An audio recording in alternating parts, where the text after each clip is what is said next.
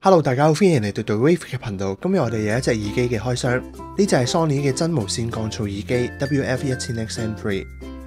呢隻係真無線 1000X 系列嘅第二隻，我哋事不宜遲，開箱先。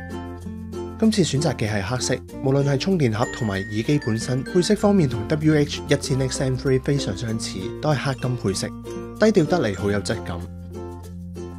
除咗充電盒同埋耳機本體之外，仲有其他嘅配件。一條超短嘅 A to C USB 線用作插電，有額外6 pair 唔同大小嘅耳塞，分別係耳膠同埋耳棉。除咗可以針對唔同人嘅耳道大小之外，仲可以稍稍影響聲音嘅質感。講一講主體先，今次嘅 WF-1000X-M3 喺功能上都叫做追翻上 WI-1000X、WH-1000X-M3。首先嘅係雙咪設計，方便捕捉到更多環境噪音，然後通過專用嘅降噪處理器 QN1E 進行降噪。另外，今次耳機有 DCHS 嘅支援，所以就算傳輸格式係 AAC 或者 SBC 都好，都可以透過呢個音質升頻技術提升至接近 High Res。另外，大家最關心嘅係延遲值問題，因為有全新嘅藍牙技術，除咗係藍牙 5.0 之外，更加支援 True Wireless Stereo Plus， 電話可以同時傳輸至兩隻耳機，而唔係好似上一代 WF-1000X 用嘅 True Wireless Stereo 咁樣。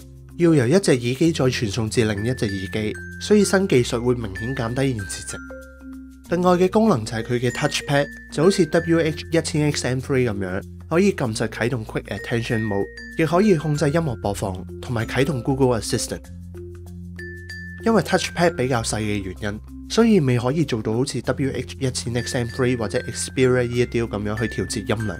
嚟緊幾星期嘅影片都會圍繞住 WF-1000X-M3 做測試。又有3隻真無線耳機一同比較。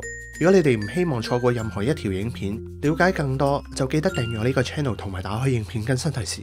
如果你哋中意呢條影片就順便留言撳個 like，我哋下次再見啦，拜拜。